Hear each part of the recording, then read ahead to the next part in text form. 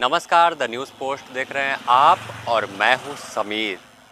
झारखंड में जमीन घोटाला करना अधिकारियों, राजनेताओं और कारोबारियों के लिए अब नासूर सा बन गया है। हर दिन इसमें एक नए नाम और नई कड़ी जुड़ती जा रही है।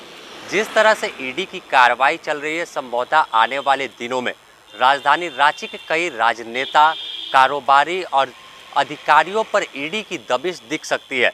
बता दें कि यह सब जानकारी निलंबित आईएएस छवि रंजन से पूछताछ के दौरान निकल रही है। छवि रंजन से लगातार आज 7वें दिन ईडी दफ्तर में पूछताछ हो रही है और इस पूछताछ में हर दिन एक नई कड़ी और एक नए नाम जो है वो सामने आ रहे हैं। मालूम हो कि छवि रंजन के 22 ठिकानों पर 13 अप्रैल को ईडी ने एक साथ दबिश बनाई थी, जिसमें के बाद 7 लोगों को गिरफ्तार किया था और उसके बाद फिर 24 तारीख को ईडी दफ्तर में आईएएस छवि रंजन को पूछताछ के लिए बुलाया गया। लंबी पूछताछ चली थी, लेकिन फिर दोबारा से 4 मई को उन्हें तलब किया गया और इस 4 मई का दिन उनके लिए काल बनकर आया था।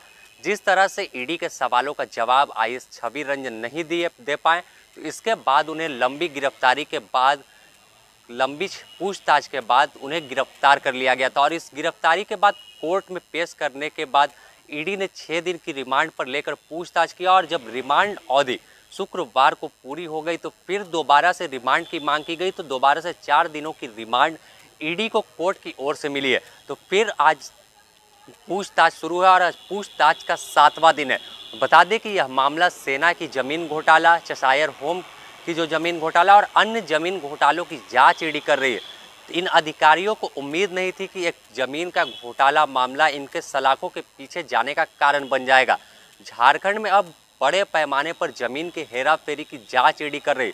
सिर्फ ईडी की जांच सेना की जमीन या चेशायर होम की जो जमीन है उस तक सीमित नहीं है। ईडी के पास एक बड़े सबूत इकट्ठा है और उसके आधार पर आने वाले दिनों में बड़ी कार्रवाई देखने को मिलेगी।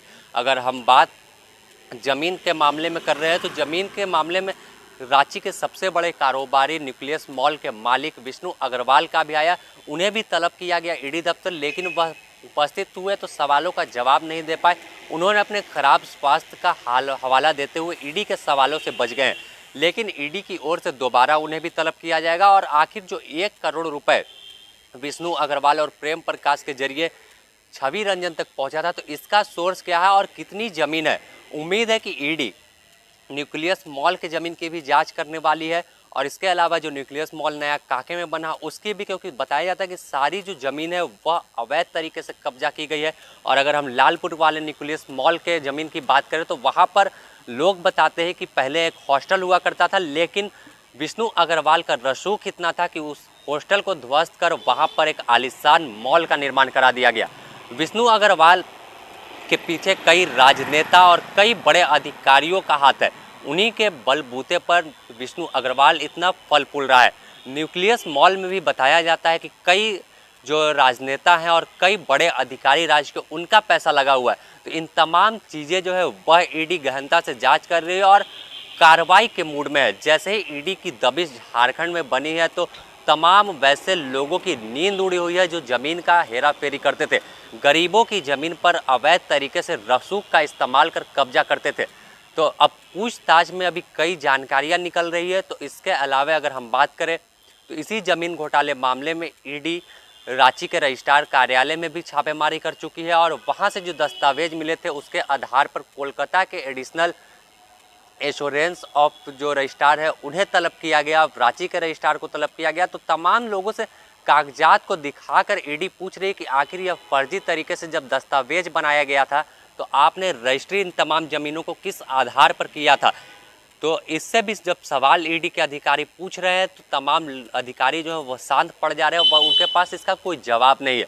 तो इन तमाम चीज़ों को ईडी खंगाल रही है कि आखिर फर्जी दस्तावेज बनाने से लेकर रजिस्ट्री करने तक के मामले में कितने कितने पैसे किन किन लोगों को जाता था।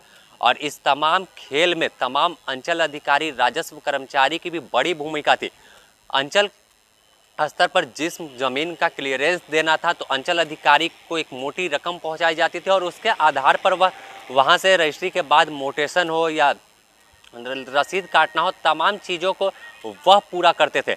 और यह भी बात इस पूछताछ के दौरान सामने आ चुकी है कि अंचल से, जो रांची के तमाम अंचल कार्यालय है, वहाँ से 2.5 से 3 लाख रुपया हर माह उपायुक्त जब छवि रंजन थे तो उन्हें पहुंचाया जाता था। तो यह पैसा किस चीज़ का था? यह पैसा कोई अवैध तरीके से ही कमाया हुआ है, क्योंकि ज़मीन के खेल में नीचे से लेकर ऊपर तक के अधिकारी और राजनेता तक शामिल थे। तो इन तमाम सवालों को ईडी तलाश रही है और सवाल का जवाब खोजने के लिए जब अधिकारी जवाब नहीं दे रहे हैं तो रांची में एक बड़ी छापेमारी आने वाले दिनों में दिखेगी और कई लोग ईडी के रडार पर है और उन्हें सलाखों के पीछे भेजने की तैयारी में।